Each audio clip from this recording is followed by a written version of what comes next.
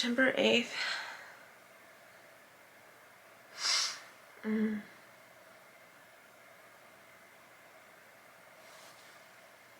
It's really early. It's still like 4:30, 4:40. Because I wanted to record my dream. I actually went to bed thinking about my friend. My friend whose mom, my childhood friend. You know, a lot of what we lost touch because she became a mom. And you know, when you become a mom, your priorities change.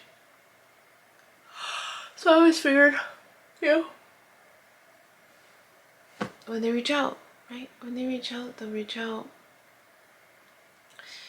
So,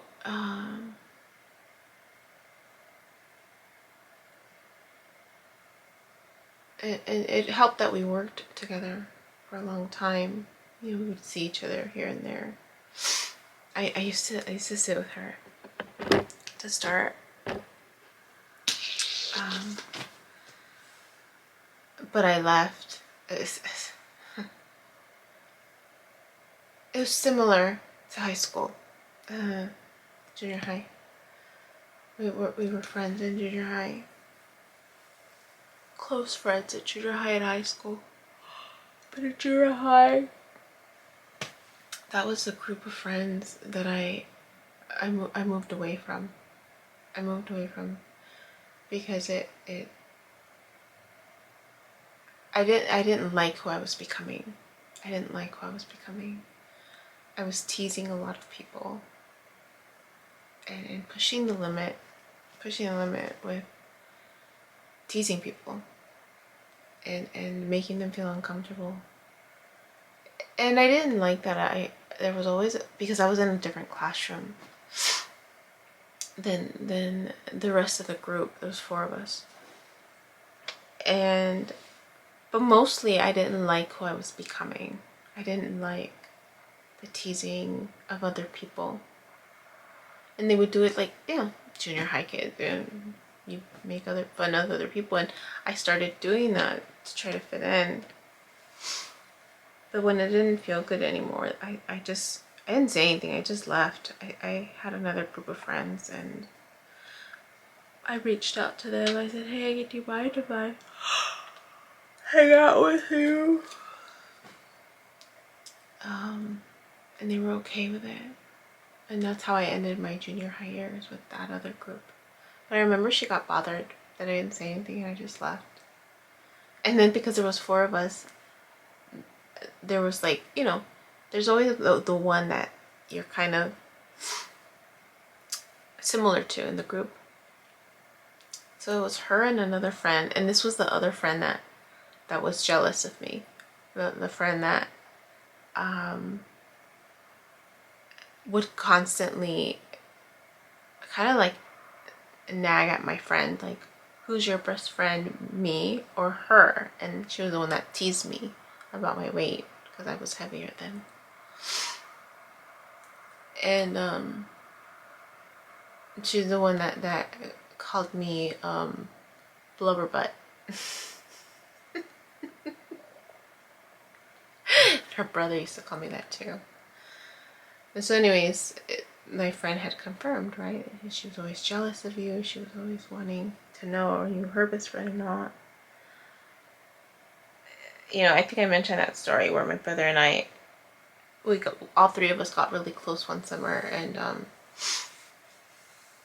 she was cleaning out her closet, and I was trying not to look at. So back then we used to send letters to each other, right? We didn't have phones. In junior high, we would write letters, actual letters, and then give them to each other. So she had a box of them, and she was going through them, and I only read the letters that I sent her. I didn't look at any of the other letters that other people sent her. My brother, he was something else. So he's the one that came across that letter and showed it to me. In front, well, both of us. And that's when my friend confirmed it. She's like, yeah, she was always jealous. So it just validated what I already knew. I already knew because the way her that particular friend would treat me, I already knew. All the way through high school, I noticed. All the way through high school. So, anyways, when I left, she reached out and she's like, why did you leave and not say anything? And again, I had issues with confrontation.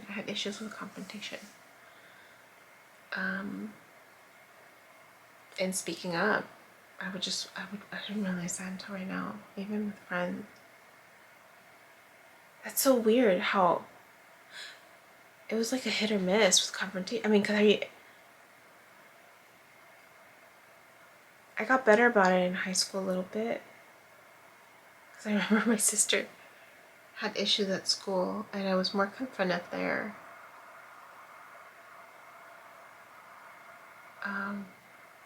Anyway, that's so weird. Just remember that. Anyways.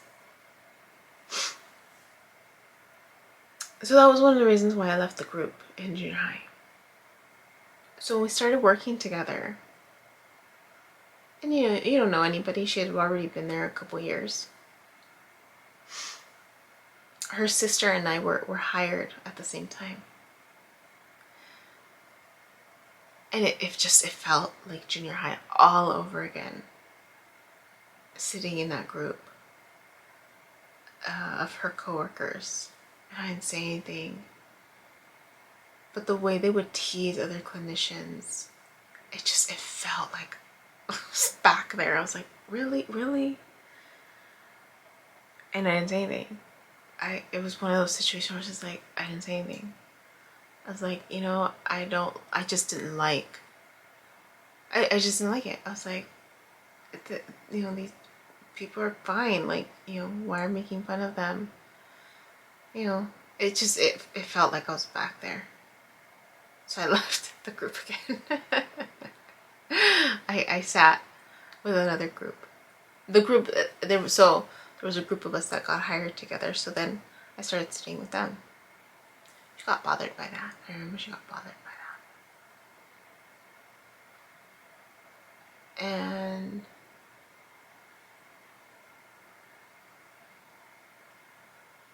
yeah, I didn't confront them about it at all. And a lot of it at that point, it was more like, well, we're adults, right? Like, if that's how you want to choose to treat other people, then that's how you want to treat other people, right? Like, you are who you are, right? I just knew I didn't want to be associated with that. So then I went to this other group. And it's the same thing. The same thing. Cycle repeats. That's crazy. I just realized that right now. That cycle repeated. And the same thing happened. I stopped hanging out with them too. And that was one of the reasons too that I didn't they called me out on it though. The thing I liked about this particular group was that they called me out on it. And then I would also call them out on stuff. And that's when it was, I think that's what I appreciated about that particular group is like, we called each other out on stuff. They're like, that's the group that would tell me, you're always trying to be understanding. Like, can't you just be mad with us? Because they were upset with policy changes and stuff like that. I would get it. Like, I knew why. It made sense, right? Because I would put myself in the administration's shoes and I'm like, this makes total sense. Okay, I get it, right? I don't like it, but I get it. So it would reduce the level of frustration and anger. But they would like really get pissed and they would be so angry and I wouldn't join them in that, and they would call me out. Why can't you just be angry with us? And I'm like, I can't, because I understand why. I understand why they're doing what they're doing. So my anger is and so I would tell them that too. I'm like, I understand what they're doing. So I mean so in that particular group, what I appreciated was we would call each other out on stuff, but there was an acceptance. There was more of an acceptance of who we were. And they accepted me like that's just Hubie, right? That's just who she is. But it was more of like, it was just different. It was different. And they would do things without realizing it. And then when I would say something, it'd be like, oh, okay, yeah. But they would some piss.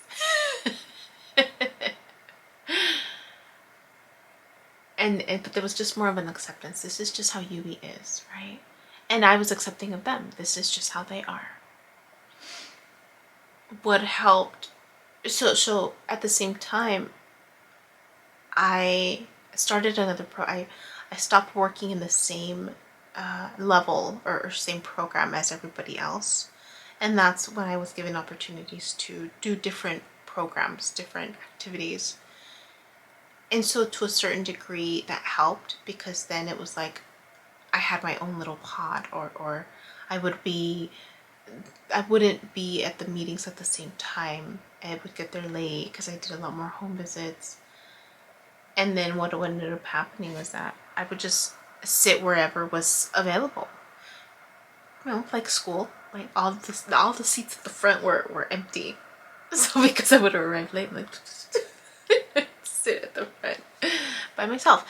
That's how but I was always comfortable being by myself, because as a young child, I was always by myself.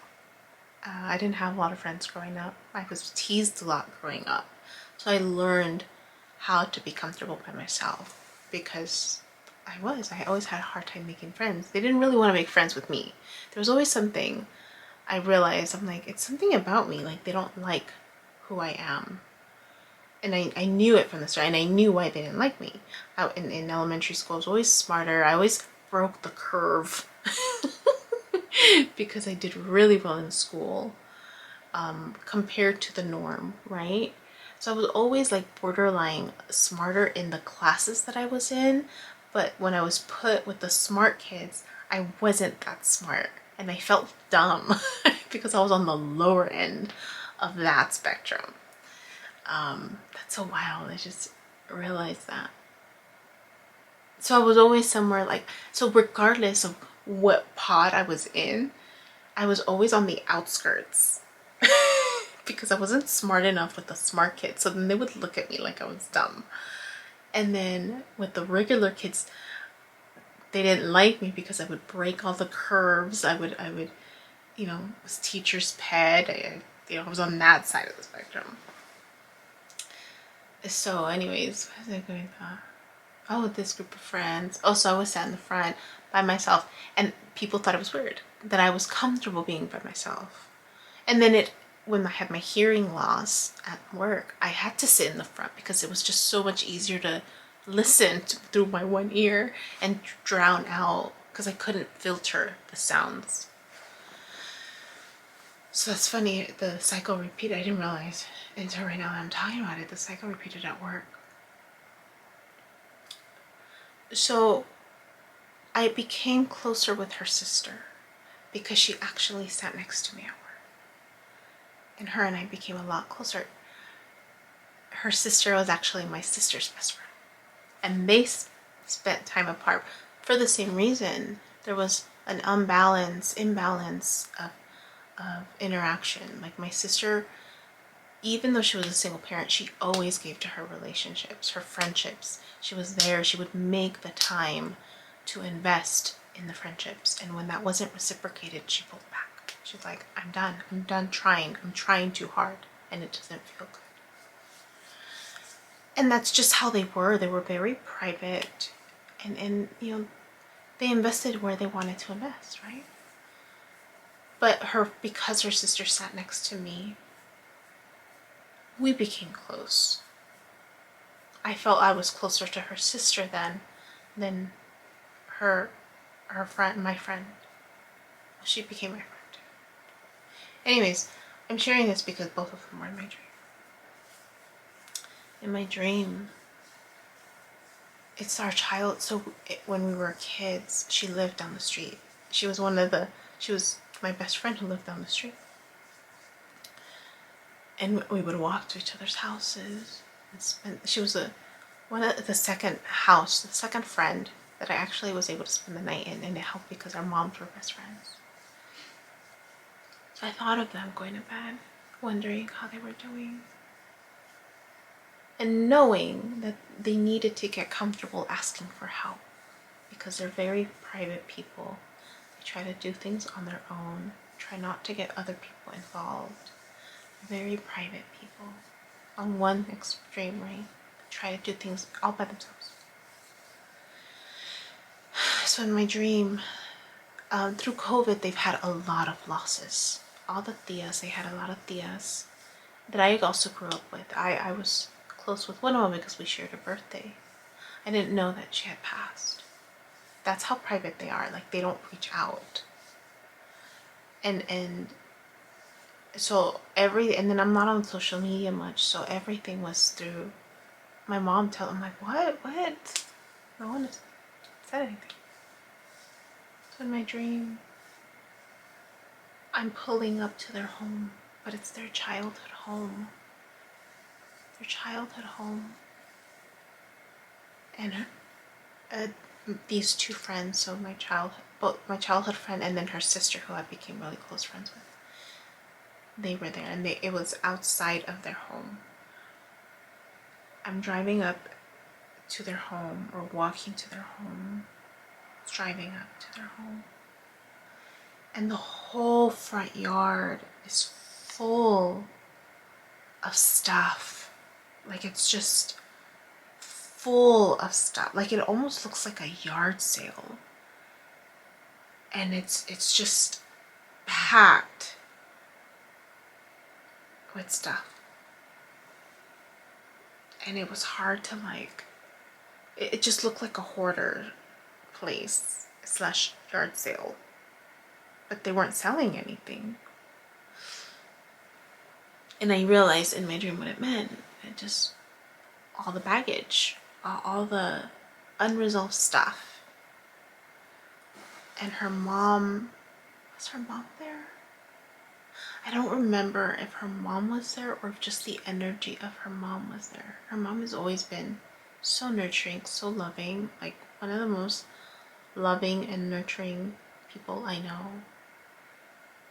In terms of, like, I always felt safe with her mom. There was the emotional, like, reassurance was always there. And that's what I remember about her. Like, her energy was so good. And I remember seeing my friend and her sister there. I don't remember if I saw her mom or if I felt her mom's energy there. But I also felt my mom's energy there. And I don't remember if she was there too. If all four of them were there, or if it was just the energy of my mom and her mom. But the feeling that I got was, there's a lot to unpack. A lot to unpack in that family.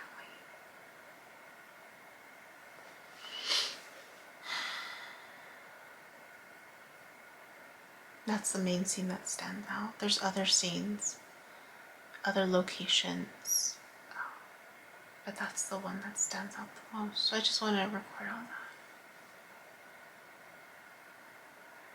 that. I just want to record on that if I forgot. No major progress. It's still swollen compared to the other one, but I mean, compared to, in terms of the pain is significantly less. Like, I can squeeze it. This one still feels a little more. This one, the pain is also significantly less, but it's still swollen. And I slept with one of the patches, and then I woke up and it was kind of coming off, so I was like, okay, it's done. So I'm about to put the other patch on. But I'm gonna put it, because the pain was at the bottom and now it's still there but not as much. I'm gonna put it on the top because that's the part that I'm a little more concerned about because of the swelling at the top.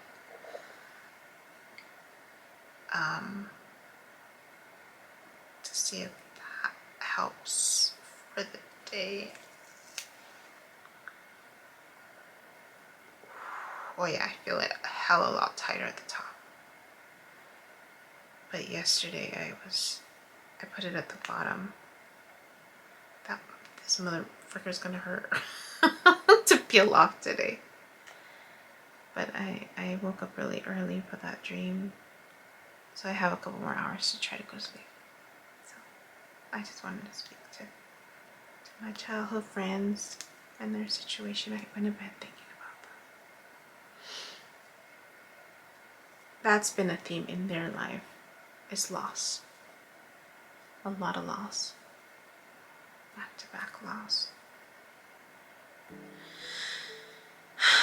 So, cycles, when you see them, right? That's what you do with that awareness. But okay, that's all. Hey you, my name is Yubi and I use she, they pronouns, and you've just finished watching a clip from my video diary entries where I'm documenting my healing journey as I learn how to navigate my spiritual awakening. I have learned that this experience and process is unique to each and every one of us in whatever way we are embracing living our truth. This just happens to be my journey. And despite me having a graduate degree and a license in clinical social work, this by no means is intended to replace any type of formal mental health advice. This is just me on a personal level, shedding light on the truth that I am learning and discovering for myself as these experiences unfold, and really inviting you along for the ride. Please know that there is a time gap between when these videos post and my real timeline, and also that these clips build upon each other similar to chapters in a book. So if you find yourself lost or confused, feel free to click on the playlist section or the link below, where you can jump around, check out the other chapters, and or catch up.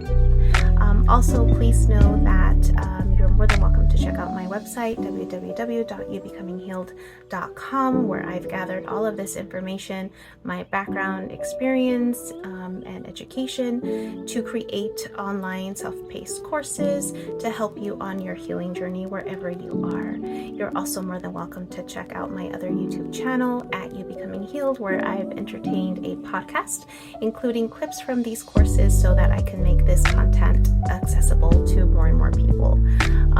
Please click like, subscribe, and share this content so again it reaches more people, with the hopes that other people will resonate and connect with the healing journey and the stories shared so that they don't feel alone in their own process. I thank you in advance. I'm grateful to you, and I wish you well.